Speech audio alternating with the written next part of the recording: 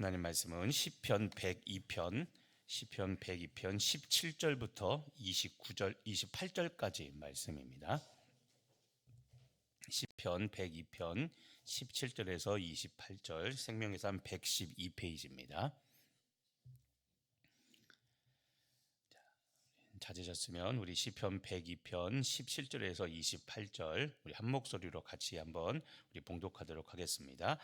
여호와께서 빈궁한 자의 기도를 돌아보시며 그들의 기도를 멸시하지 아니하셨도다. 이 일이 장래 세대를 위하여 기록되리니 창조함을 받을 백성이 여호와를 찬양하리로다. 여호와께서 그의 높은 성수에서 굽어보시며 하늘에서 땅을 살펴보셨으니 이는 갇힌 자의 탄식을 들으시며 죽이기로 정한 자를 해방하사 여호와의 이름을 시온에서 그 영예를 예루살렘에서 선포하게 하려 하심이라. 그때 민족들과 나라들이 함께 모여 여호와를 섬기리로다. 그가 내 힘을 중도에 쇠약하게 하시며 내 날을 짧게 하셨도다. 나의 말이 나의 하나님이여 나의 중년에 나를 데려가지 마옵소서. 주의 연대는 대대에 무궁하니이다. 주께서 옛적에 땅의 기초를 놓으셨사오며 하늘도 주의 손으로 지으신 바니이다. 천지는 없어지려니와 주는 영존하시겠고 그것들은 다 옷같이 낡으리니 의복같이 바꾸시면 바뀌려니와 주는 한결같으시고 주의 연대는 무궁하리이다. 주의 종들의 자손은 항상 안전히 거주하고 그의 후손은 주 앞에 굳게 서리이다 하였도다. 아멘. 자, 지금 읽은 내용 어떤 내용인지 오늘의 말씀 요약 보겠습니다. 하나님은 빈궁한 자의 기도를 돌아보시며 멸시하지 않으십니다. 갇힌 자의 탄식을 들으시고 죽이기로 정한 자를 해방하셔서 그분 이름을 선포하게 하실 것입니다. 그때 민족들과 나라들이 함께 모여 하나님을 섬길 것입니다. 영존하시는 주님으로 인해 그 종들의 자손은 안전하고 굳게 설 것입니다. 자, 오늘 읽은 이 시편 102편은 오늘 17절부터 시작이 되죠. 앞에 19절에 보면 앞에 1절 102편 시작에 보면 타이틀에 그런 내용이 있습니다. 맨 위에 고난당한 자가 마음이 상하여 그의 근심을 여호와 앞에 토로하는 기도라는 제목이 붙어 있습니다. 자, 고난당하는 자가 마음이 상해서 그래서 그 근심을 하나님께 부르짖는 기도가 지금 오늘 우리가 읽었던 이 시편 102편입니다. 그래서 어제 주일 말씀 이어서 오늘 17절부터 이제 보면요. 17절에서 먼저 22절까지 생명의 삶 왼쪽입니다. 이쪽은 보시면 이스라엘 공동체, 그러니까 개인의 기도보다는 개인을 위한 기도보다는 이스라엘이라는 공동체를 위한 기도입니다. 특히 21절에 보면 시온이라는 단어죠. 시온. 구약에 보면 시온이라는 단어가 152번이나 나옵니다. 그러니까 시온은 뭐냐면 이스라엘 백성들이 생각하는 이상적인 공동체, 민족 공동체, 나라를 시온이라고 말합니다. 그러니까 시온은 실제로 존재하기보다는 이스라엘 사람들이 자기네 민족을 어떤 이상향으로 이렇게 생각하는 그 이름을 시온이라고 그렇게 말합니다. 구약에 보면 152번이나 등장합니다. 이 시온이라는 이 말을 쓰면서 이스라엘 나라, 민족, 이 공동체를 위한 기도를 주로 하고 있는 내용이고요. 후반부 23절부터 끝까지는 개인과 공동체 둘 다를 위한 기도를 지금 하고 있는 겁니다. 근데 이제 오늘 기도 내용 중에서 먼저 첫 번째 17절에 보면 여호와께서 어떤 사람의 기도를 들으신다고 이 시편 기자가 말하고 있냐면 17절에 보면 여호와께서 빈궁한 자의 기도를 돌아보시며 그들의 기도를 멸시하지 아니하셨다고 되어 있죠. 자, 여호와께서 빈궁한 자의 기도를 들으신다. 자, 빈궁한 자입니다. 빈궁, 가난하고 궁핍한 사람이죠. 배고프고 궁핍한 사람. 그 다음에 그들의 기도를 멸시하지 않는다고 시편 기자는 그렇게 이야기를 합니다. 자, 여기서 빈궁한 자라는 이 빈궁한 자, 빈궁한 자가 원래 어떤 뜻이냐면 벌거벗은 자라는 뜻입니다. 벌거벗은 자. 근데 벌거벗었다는 것이 실제 옷을 안 입었다는 그런 것보다도 포로 상태에 있는 이스라엘 백성들이 그 북이스라엘이 먼저 망하고 남유다가 망하고 이제 그 아시리아, 그 아수르, 성경은 아수르 그다음에 바벨론 포로 생활을 하게 되죠. 그때를 비유한 것으로 성경학자는 보는 겁니다. 그러니까 아까 우리 시편 102편 맨 타이틀에 보면 고난당한 자가 마음이 상하여 그 근심을 여호와께 토로하는 기도라고 그랬죠. 그러니까 이 고난당한 상태가 지금 이스라엘 백성들이 포로기 상태에 있을 때 이때 지어진 시로 그렇게 지금 이거를 시편 102편을 보고 있는 겁니다. 포로된 상태. 그래서 빈궁한 자가 이스라엘 백성들이 지금 포로 상태로 잡혀가서 폐허가 된 예루살렘을 지금 본인들이 생각하면서 그 무력함, 그다음에 포로되었기 때문에 당연히 수치스럽겠죠. 이것을 지금 느끼고 있는 예루살렘 주민이 쓴 걸로 이렇게 보고 있는 겁니다. 근데 이렇게 수치스러운 상태, 포로가 된 상태인데 그 빈궁한 자의 기도를 여호와께서 돌아보시고 그들의 기도를 돌아보시고 그들의 기도를 멸시하지 않는다고 시편 기자는 그렇게 지금 고백하고 있는 겁니다. 또 19절에 보면 여호와께서 높은 성소에서 땅을 보시는 이유가 있습니다. 19절에 보면 여호와께서 그의 높은 성소에서 굽어보시며 하늘에서 땅을 살피신다고 했는데 그 이유가 뭐냐면 20절입니다. 20절에 이는 갇힌 자의 탄식을 들으시며 죽이기로 정한 자를 해방하사라고 나오죠. 자, 갇힌 자의 탄식. 조금 전에 17절에서 빈궁한 자라고 그랬죠. 아까 말한 성경학자들은 이스라엘 백성들이 포로로 잡혔을 때 포로기에 이 시를 쓴 걸로 보고 있는데 갇힌 자, 빈궁한 자 똑같은 이야기입니다. 포로가 된 상태를 이야기하고요. 그런데 20절에서도 갇힌 자의 탄식, 기도를 들으신다고 하나님은 들으신다고 이야기를 하고 또 죽이기로 정한 자를 해방하사. 자, 여기서 죽이기로 정했다는 것은 포로 생활을 포로 생활을 의미하는 겁니다. 포로 생활을 하고 있는 이 이스라엘 백성들을 해방시키기로 했다. 이걸 한마디로 말하면 구원입니다. 하나님께서 갇힌 자의 기도를 들으시고 죽이기로 정한 자를 해방시키셨다. 그러니까 구원하시기로 정했다는 겁니다. 그러니까 19절에 여호와께서 높은 산에서 굽어보시고 땅을 살펴본 이유가 무엇이냐면 어렵고 괴로운 수치스러운 환경에 있는 이스라엘 백성들을 구원하시기 위해서 그렇게 보고 계시다라고 지금 이야기를 하고 있는 거죠.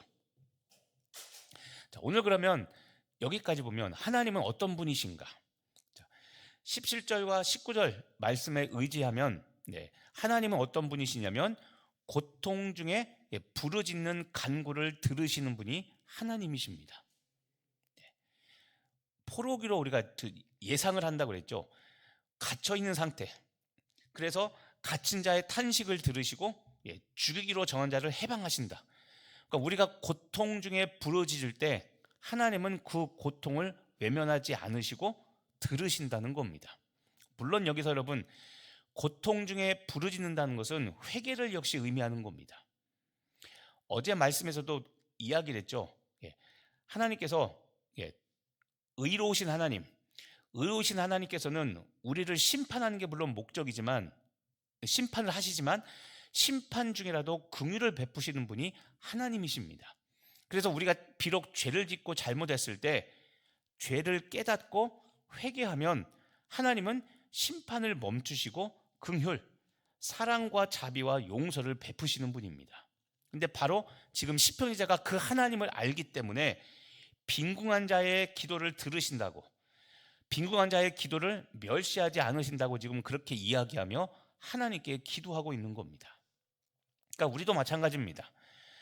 우리가 뭔가 하나님께 막 잘못해서 길이 막힐 때를 알 때가 있죠. 아, 이거는 정말 내가 회개치 않아서 이렇게 됐다라고 깨달아진다면 그 즉시 하나님은 고통 중에라도 부르짖는 자의 기도를 들으시는 분임을 깨닫고 돌이키는 여러분이 되시면 되는 겁니다. 다른 말로 하면 아파하는 자의 기도를 들으시는 분, 아까도 얘기했지만 시편 102편은 고난당한 자가 마음이 상했을 때 부르짖는 기도입니다. 마음이 상했을 때, 아프다는 거죠. 근데 하나님께서는 역시 고통 중이던 아픈 사람이던 심령이 아픈 사람의 기도를 들으시는 분입니다. 하나님 어떤 분이시냐면 고통받는 자들의 구원자 되시는 분이 바로 하나님이십니다. 그래서 우리는 그 하나님을 의지하여 언제든지 어떤 상황이든지 우리는 기도할 수 있는 겁니다. 그 다음 시편 기자가 또 하나님에 대해서 후반부에 보면 반복하면서 고백하는 것이 있습니다. 하나님이 어떤 분이신지 반복하면서 고백하는 게 있는데요. 먼저 24절을 보시면 주의 연대는 대대 무궁하니이다. 주의 연대, 하나님의 때는 무궁하다라고 이야기합니다. 또 26절에 보면 천지는 없어지려니와 주는 영존, 영원히 존재한다. 그렇죠? 하나님께서 영원히 존재하신다고 이야기합니다. 또 이어서 27절에 보면 아까 24절과 똑같은 이야기하죠. 주의 연대는 무궁하다. 주는 한결같으시고 주의 연대는 무궁하다고 이야기합니다. 자, 지금처럼 24절, 26절, 27절 시편 기자가 하나님에 대해서 반복하며 고백하는 게 무엇입니까? 하나님은 무궁하다. 하나님의 그 연대는 무궁하다. 하나님의 영원성을 이야기합니다. 영원하신 하나님, 그렇죠? 영원하신 하나님. 하나님은 예수님을 우리가 알파와 오메가라고 말하는 것처럼 시간을 만드신 분이 누굽니까? 하나님이시죠. 창세기 1장에 보면 첫째 날, 둘째 날 이렇게 하면서 일곱째 날까지, 특히 첫째 날, 둘째 날 보면 하나님께서 지금으로 말하면 사계절 24시간 365일을 만드셨다는 그런 내용이 있습니다.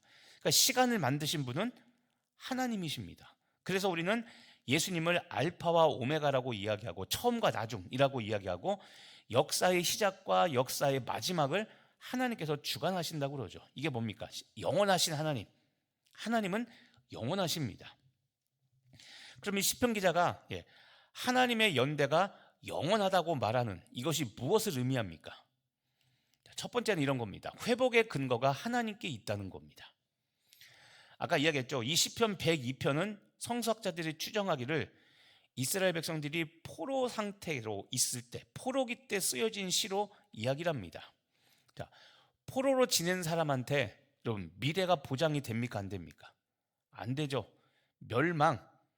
멸망밖에는 없죠. 언제 죽느냐. 그런데 어려운 그런 상태, 고통 중에 있는데 이 사람들은 그 어려움, 아픈 상태에서 포기하지 않고 지금 영원하신 하나님, 주의 연대는 대대에 무궁하다며 지금 본인들은 소멸당하고 멸망당할 것 같지만 자신들이 믿는 하나님은 영원하다고 이야기합니다. 자, 이게 신앙이죠. 믿음. 회복의 근거. 그러니까 우리는 이렇게 사라질지언정 하나님은 영원하시기 때문에 우리가 회개하고 돌이키면 언제든지 하나님은 우리를 다시 회복시킬 수 있는 분이라고 믿는 고백이 주의 연대는 영원하다는, 대대 무궁하다는 이 고백인 겁니다. 다른 말로 하면 하나님께 소망을 둘 수 있다는 겁니다. 우리가 고백하는 영원하신 하나님, 주의 사랑은 영원하다, 주의 인자는 영원하다, 이 영원을 이야기하죠. 이게 바로 지금 말하는 회복의 근거.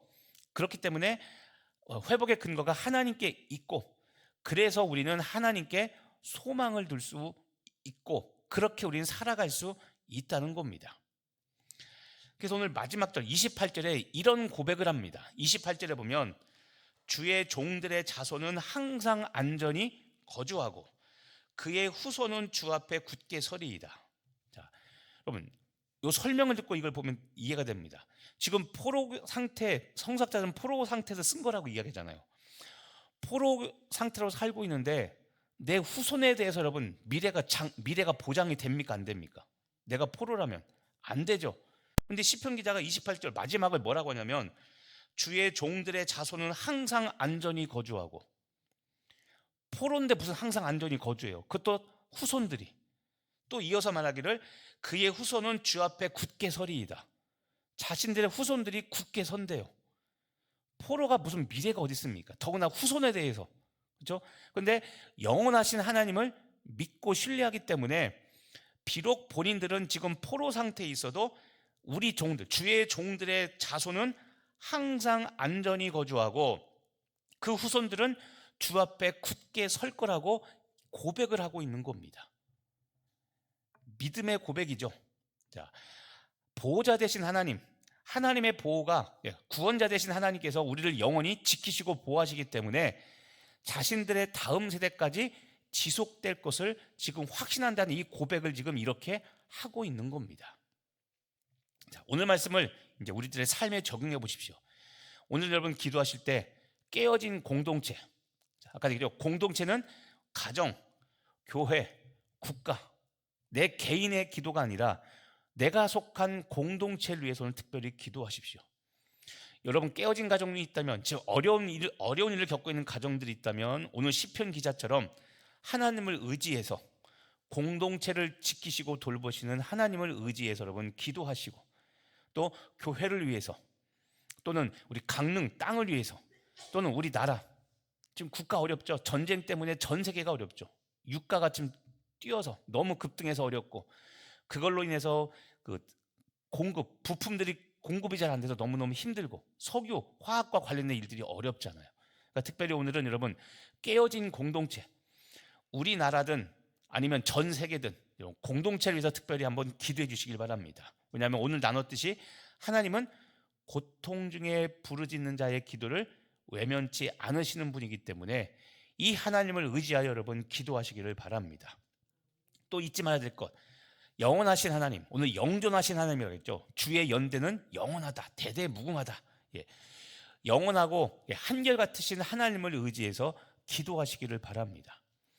오늘 시편 기자처럼 우리는 갇힌 상황, 우리는 빈궁한 상황, 우리는 포로되어서 곧 죽을 운명에 있을지라도 하나님은 영원하시기 때문에 내가 기도하면, 아까 우리 28절 자손들 위하여 기도했죠.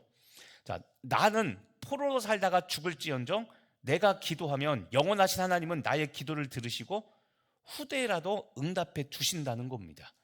그래서 영원하고 한결같으신 이 하나님을 의지해서 여러분 기도하시기를 바랍니다. 영원하신 하나님을 의지하는 자는 자손들도 은혜 안에 살아갈 수 있게 하는 겁니다.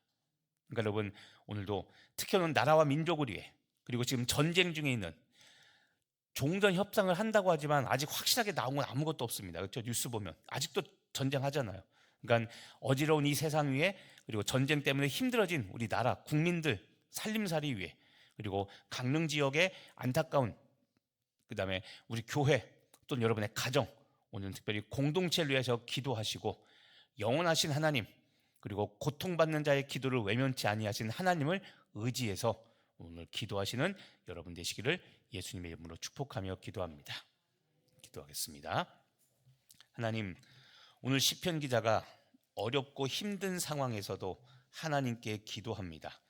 특별히 공동체를 위한 기도, 여호와께서는 빈궁한 자의 기도를 돌아보시며 그들의 기도를 멸시하지 않으신다고, 하나님께서는 높은 성수에서 굽어보시며 하늘에서 땅을 살펴보신다고, 그 이유는 갇힌 자의 탄식을 들으시고 죽이기로 정한 자를 해방, 구원하시기 위해서 그렇게 들으신다 말씀하고 있으니, 하나님, 지금 우리가 사는 이 세상 혼탁하고 너무나 힘든 상황 가운데 있으나 영원하신 하나님을 의지하여, 그리고 고통받는 자의 기도를 들으시는 하나님을 의지하여 우리가 기도하오니, 오늘 우리의 기도를 들으시고 이 나라 가운데, 이 나라와 민족 가운데, 분단된 한반도 가운데, 그리고 지금 전쟁으로 인하여 고통과 아픔을 겪는 하나님 러시아, 우크라이나, 그리고 이란 땅 가운데 하나님의 평화가 임할 수 있도록 주님 그 나라와 민족과 공동체를 불쌍히 여겨 주옵소서. 주께서는 영원하신 하나님이심 믿사옵나오니, 하나님 오늘 시편 기자의 기도처럼 주는 한결같으시고 주의 연대는 무궁하심을 믿습니다. 주의 종들의 자손까지도 항상 안전하게 지켜주시고 후손들도 굳게 설 수 있도록, 하나님 지금 우리는 힘들고 어려운 세상을 지난다 할지라도 우리 후손들에게는 하나님의 나라가 임하여 주님을 경험하는 역사들이 있을 수 있도록 주께서 이 나라와 민족과 우리 가정과 교회와 온 열방 가운데 주께서 다스리시고 통치하여 주옵소서. 믿고 감사드리며 예수님의 이름으로 기도합니다. 아멘.